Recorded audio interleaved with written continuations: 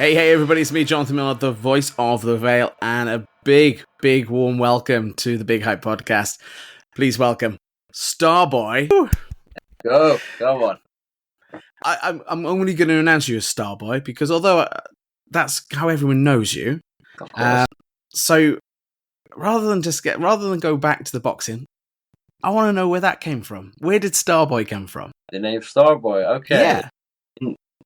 To be honest with you, I really wish the name had a better story than it does, but it's where the name came from. So basically, when I first started competing, it was me and my mate together. We'd always train together, me and my mate Pius, and I'd always say to him, "Bro, I want nothing more than to have a name." That was like one of the biggest things. I've always been quite, you know, outspoken, and I think a name would I used to think a name would go really well with that, but nothing sat right with me.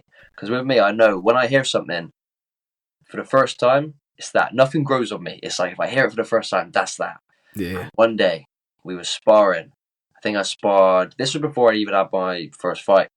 But I was sparring quite high level amateur, and I got out, and he was like, "Bro, you look like a star in there." And I said to him, "I don't know, something just sort of." I'm like, "Bro, I don't know." I sort of, and he was like, "Starboy, you should be called Starboy." And I was like, "Yes, that's the one." And I got 3 pairs of shorts on my wall right there. Those are my amateur shorts, and obviously they'll be my first pair of professional shorts as well, all with Starboy and big writing. See that I wanted to know the story behind that because I was thinking, otherwise also known as Matt Lawrence. Yes. Not that it's not a bad name. It's a good name. It's a name that we're going to remember in years to come. We're going to go, yeah, that guy, Starboy, you know that one. But that's going to be the thing. So yeah, no, I know you say like, but there is that thing where it just clicks, and it just that's that moment, isn't it? So, Matt, how are you involved in boxing? How did you get involved with boxing? Because you are at a point in your career where things are about to go into a whole different area. So let's take you back. Let's get that origin story out of you. How did it all begin for you? So it's like you said, I'm at a point now where I feel like things are about to take off for me. I've been doing a lot of big things recently, and I'm at a point now where I used to dream of this as a kid. I remember running when I was like 14, 15 and thinking one day I'm going to be in the position that I am now. But yeah, the origin story. So as a kid, I had a lot of mental health struggles because I've always suffered really badly with social anxiety. Like when I was 13, 14, I wouldn't have even dreamed about going on a podcast and just get straight into it, talking about almost like my life story. I wouldn't have even been able to dream of it. I was just suffering quite badly with depression, a lot of struggles at home. It's sort of like the usual stuff, really. I grew up without a father. My mum, I love her very, very much. She struggled as well to support me and my brother. But moved out young as well. But so I got put onto this boxing program where it was like 1 session a week called Empire Fighting Chance, which is actually the company that I work for now, or the charity that I work for now, which is quite a cool full circle moment. So once I started boxing, I never even thought about doing boxing before. But I remember walking into the gym for the first time. I was an overweight, big kid. I was 14 when I started. I'm 20 now. And the coach that I got assigned to said to me, "Matt, what do you want from boxing?" And I couldn't even talk. I was looking at the floor, looking around, and I just said, the first thing that came into my head was, I want to be a professional boxer. I want to be a world champion. That was the first thing I said. And she was like, "I'm going to make you that. You will be that." And then ever since then, that's been the goal. That's been the vision. It ain't changed since. Then since from there, that sparked my love for boxing, and I never looked back. That's awesome. Going back to what you said there about full circle, what did you mean by that? So the company, the charity that I work for, it's called Empire Fighting Chance. That was where I started boxing on that program, right. And now 6 years later, I'm now coaching that same program. I think that's quite a nice thing there. So I got to because I stayed. That's my main gym. I train that way. Words of the Jedi, The apprentice has become the master. Yes, of course. Mate, that's awesome. Because you know what? Do you know what? When we talk on the podcast, we say we have many people talking about giving back in the amateurs. You're already giving back. And you answered my other question, which was how old were you? Because I knew you were young, 2021. And you're already doing what many say, oh, we'll do that. Yeah, and doing, some of them are already doing it as well. So hats off to you for that one as well, mate. So that's really good. Yeah, so we're at a point then in your career, as you said, turning over to the pros. Mm-hmm. Coming from the amateur background, it's certainly an interesting time for you. You haven't had your debut yet, have you? I haven't, no. It was delayed, wasn't it? Yeah, it's been delayed, yeah. I was meant to have it last Saturday. That was what the date was penciled in for, but injuries prevented that, and we're looking for here now. And that was Saniga's show in Cardiff in the Vale. Yeah, that was it. Arena. Yeah, good show. Good show. Some very good names, great Welsh names on there as well. Jake Tinkling was on there. I've known Jake for many, many years. From the amateurs as well. What's that? I've sparred Tinkling quite a bit. Yeah, I can imagine. You're in the same gym. He's good. Because he's in Saniga's camp as well. And obviously you're signed with Chris and the team there as well at Saniga Boxing. So injuries yourself, or was it your opponent? Sorry, I didn't quite catch. No, I'm injured, yeah. Okay. But a little eye injury, yeah. But it will all be cleared up very soon. I'm hoping, got an appointment this week, it'll be cleared with them. And then we can full steam ahead to next year. Okay, so we're not going to get it in before the end of the tournament. It'll be in the end of the year then for the debut. Most likely not. No. But much as I would like to, that's no. But we'll never say never in boxing, do we? So it's something could come up. Who knows? You know, an opportunity could come up. They could be watching this now and think, oh, actually, yeah, I want to get him on the card and get him up there on Matchroom, box room, whatever. Yeah, all those ones, mate. And the opportunities are there, like you say. You know, the opportunities are there. They may not appear immediately, but people listen and people talk, and that's how it all comes together. So yeah. So how is the camp? How is the training different from the amateurs to the pros? How does it feel for you? Yeah, so vastly different for me, because I was at a different amateur club to the gym that I'm training in now. For the turnover, I've actually got a different coach. Have you ever heard of Darren Hamilton, former British light welterweight champion? Yeah. If you don't. Yeah, he's my coach. Ah, okay. So cool. I was training with an amateur gym for my whole amateur career. Yeah. I had Darren for my last 2 amateur fights, and then we decided to turn over. So yeah, the training's just. I thought I trained hard as an amateur, and I couldn't imagine how it could get harder than what I was doing. But now it's different. It's a different level, man. Yeah, it's tough. Like every single morning, it's up 6 a.m. every morning, Monday to Sunday. Yeah. Like there's no lions. Straight in the gym, 2-hour session, work, or if I don't have work, it's S&C, a little bit of rest, back in the gym later in the day. It's 3 sessions a day, and it's in terms of the technical stuff as well, because it isn't just hard training. It's up here as well, because an amateur is very much right. Hands up, in, out, bat. There's not much, or that I experienced anyway, not much technicality to it. But with the way, I believe Dan Hamilton's the best coach in the UK by a mile, in my opinion, because I've never met someone so articulate with boxing and has the mind for it the way he does, in terms of what he can teach, how much he's not changed my style, but doing it, progressing me to a point where it's like, I'm competing with people that I never thought I'd be able to, and not just compete, get better or beat up in a million years. And that's only because I started training with him in March. From March to now, I'm like a different fighter. Yeah. How many? You didn't you alluded to it, but how many amateur fights did you have before? I only had 16 amateur fights. But how many? Sorry. 16. 16. Okay, so that's really quite small, isn't it? Yeah, really? In comparison with some others. Yeah, there's a reason for that. So the club I was at to start with, they didn't get me any fights for the first 3 years I was boxing. Yeah. So okay. Club had fights with them. Had 2 more at this new club, and then obviously turned pro with Sanagar. But that's what I'm saying. what I did in that, because I boxed for so long before they threw me straight into the deep. Like, I won my first 7, became ABA champion, and yeah, I boxed a lot of very, very, very good people. You know, beat a lot of them, lost a few, but it was what we did in the gym, I think, was the biggest thing. What we showed we can do against these high level pros. Like, I ain't gonna name any names, but I've spotted a few big names, and let's just say they didn't call me back, and they didn't call me. You weren't invited to camps, no? What you say? You weren't invited up to their camps and stuff, no? No, and there's a reason for that. I don't think you can guess that.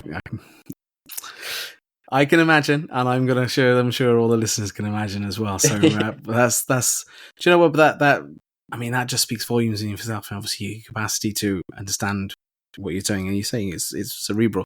It's not it's not just putting your hands up and getting in there. There is the mindset game, and you already just talked about it. How you're not invited back because they can get into their mind. They want to be in the win set. Yeah, understandably. So that's really interesting stuff. You also said there. Forgot what I was going to say. That's not like me normally. You were saying obviously going into the pro sort of thing. Obviously, we haven't had the debut, and that is something that we'll be watching. We'll all be watching because we all want to see where this goes. That's the reason why I thought you being good on the podcast. Like, I thought. Yeah, because I looked at the Instagram, kind of did a little bit of research on your background. I listened to another podcast. I was like, this guy's got something about him, and that's why I invited you on. So once we're over the debut, where would you like to see this go?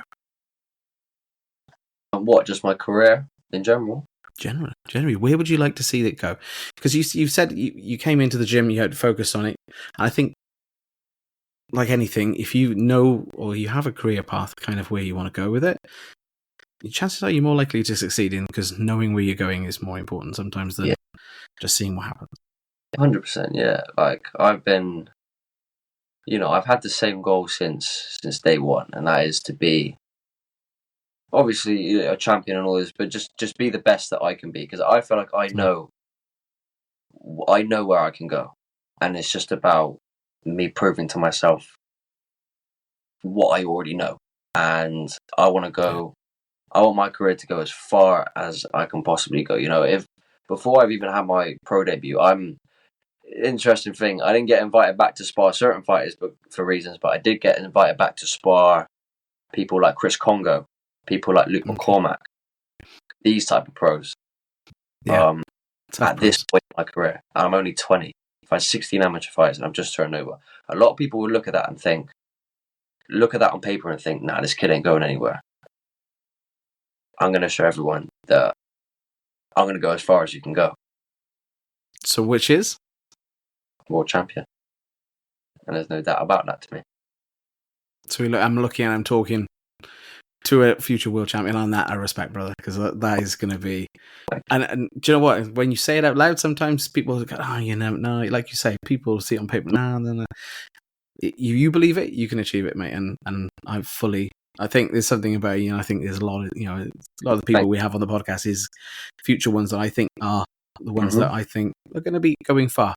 And that's why we invite them on, because it's good to share your story and get people interested in you now, because they'll go, actually, yeah, he was right. And we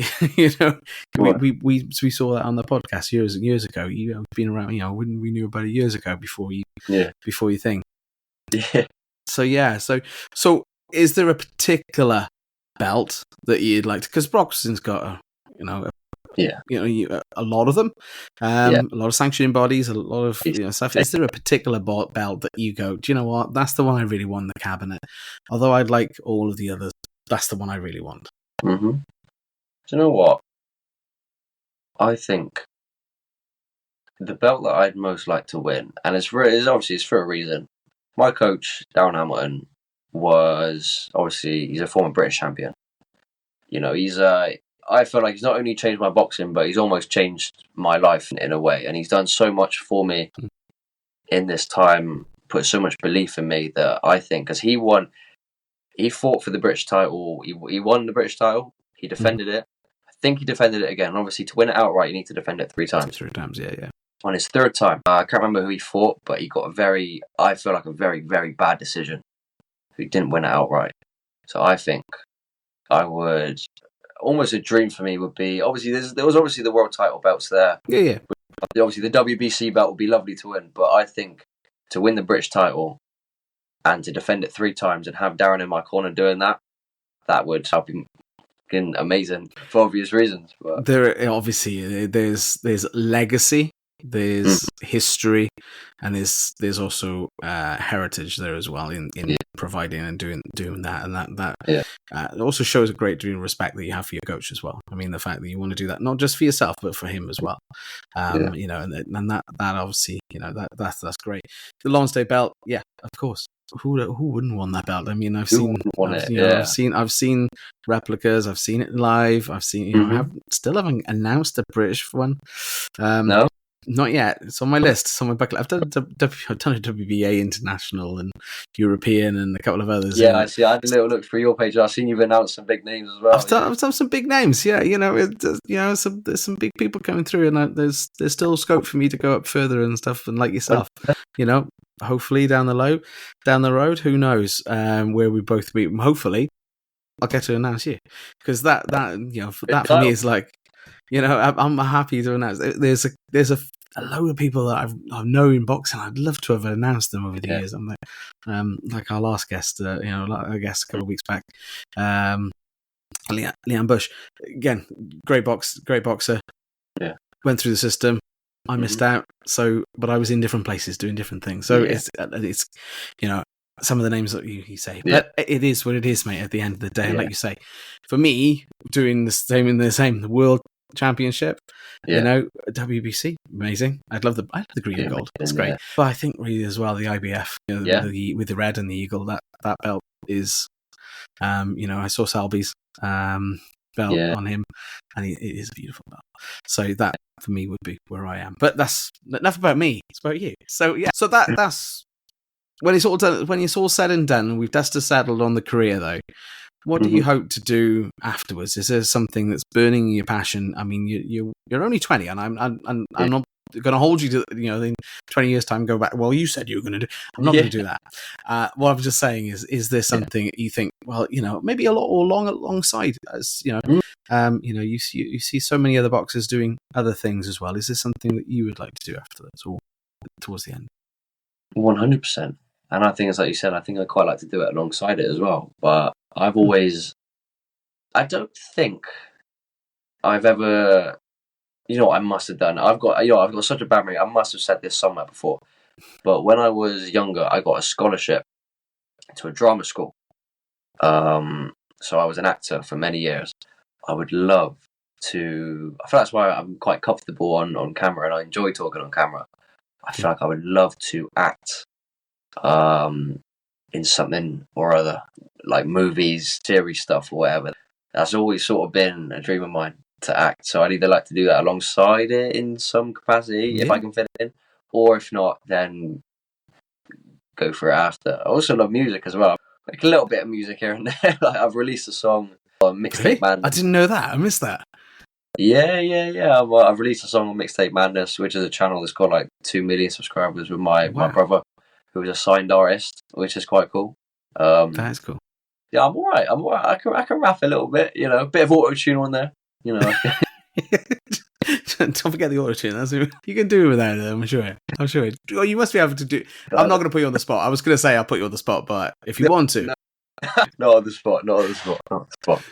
Mate, the acting stuff is crazy, because I've done a little bit myself, alongside doing stuff. You know, there's opportunities to be an extra on things like BBC Casualty. I've been on Casualty. That sat in the background. Popular Coma sat in the background. You know, there's other things I've done in the background of other things, and I've had a few opportunities as well to work with some biggish names. Can't say like you, because I signed an NDA at one point for the one, but I think that both those films are out now, so I probably could say, but I'm not going to show in on that sort of thing. It is a really interesting career, and boxing. I think boxing movies as well.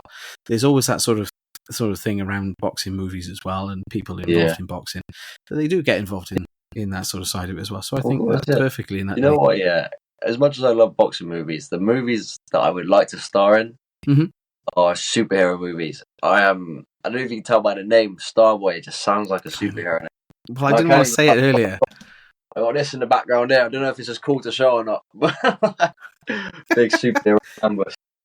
So yeah, that's the type of movies I'd like to be in. But I don't know if you can see behind me, but on my board behind me, there's actually there's a little Doom there. He's been there a while. There's a Creeper. There's also a Mr. T from the 1980s as well. It was just some cool stuff that I found. But yeah, I love it. At the moment, everyone's loving Marvel. I think the whole cinematic thing is great, and there's lots going on with it. But I also like some of the standalone stuff. So I mean, we don't get too much of that now. It's all very much commercially Disney-eyed, and not saying that's a bad thing, just saying that that's the way it is. And we don't get many independent films doing sci-fi. That'd be good to see some stuff come through. So maybe you find a writer friend and they'll pen you a script. Movie come in one day. Starboy movie. There you go. It's got to be the first of the three we were talking about franchises at the beginning of the program, so we might as well. Yeah, there's going to trilogy of them, I'm sure. That's the one. Yeah. Starboy. Good stuff. And so I mean that's really that could take you. We've just lost a great lady actress in what's her name, Harry Potter lady. She was still acting until she was 96. So I think that's wow. You can still continue a career well after the boxing has stopped, and that would be I think a lot of people would enjoy it, because you do a lot of TikToks as well, don't you? I do. Yeah. I think Instagram's my main one. That's what I feel like I put my best content out on.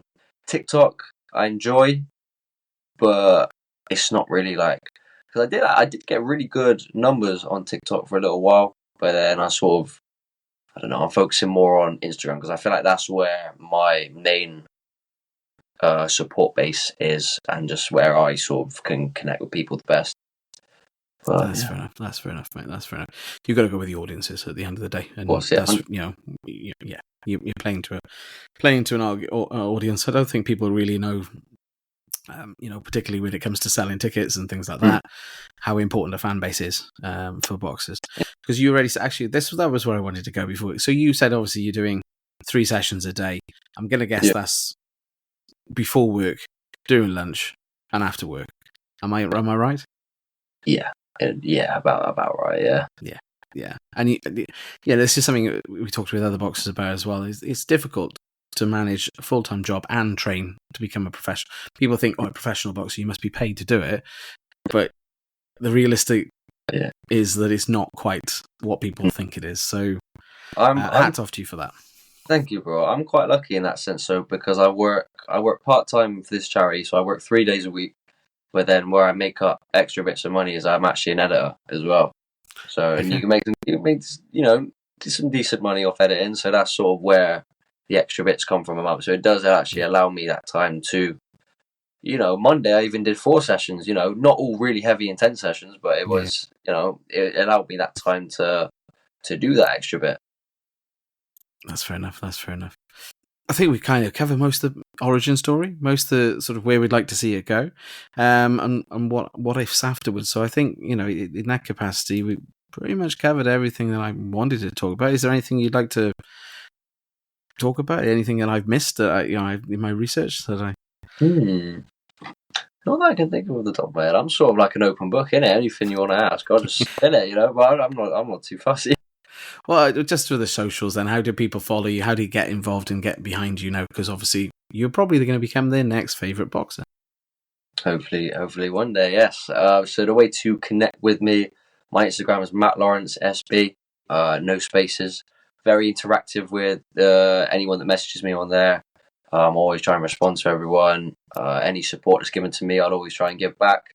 TikTok is exactly the same, Matt Lawrence SB.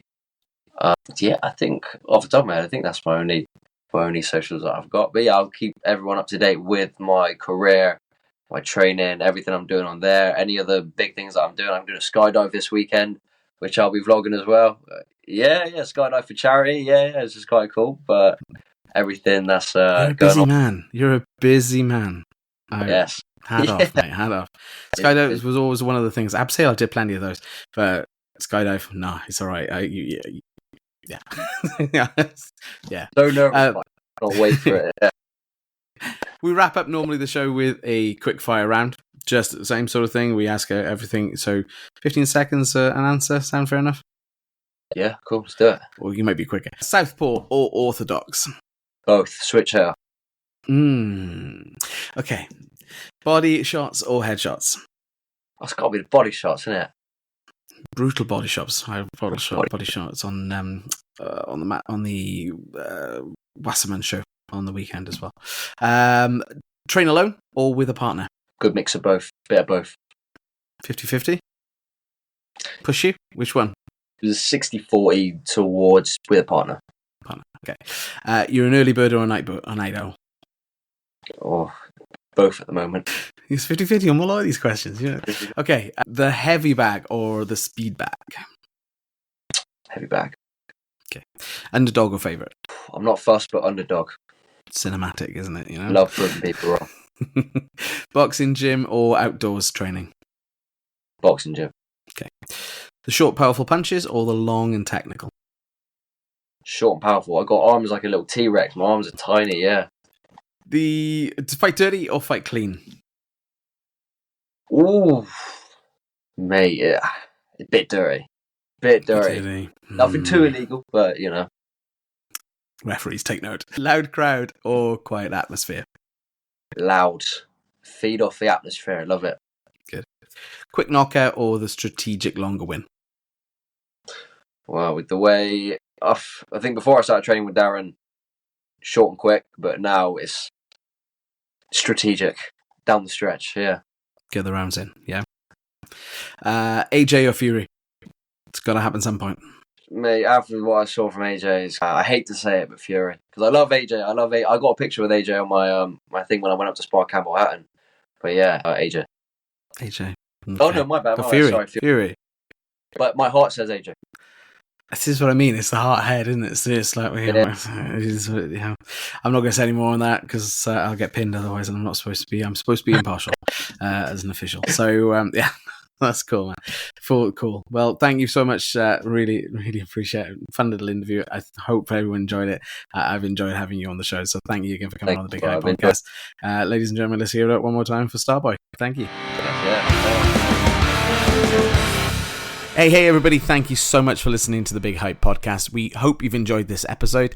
And really, I just want to ask you personally, if you could just send this on to a friend. Send it in their text, to their socials, to WhatsApp, whatever. However you get it to them, just get it to them. I'm sure they'll appreciate it, and I certainly will appreciate it. So thanks again for listening to the Big Hype Podcast, and thank you again for sending and sharing.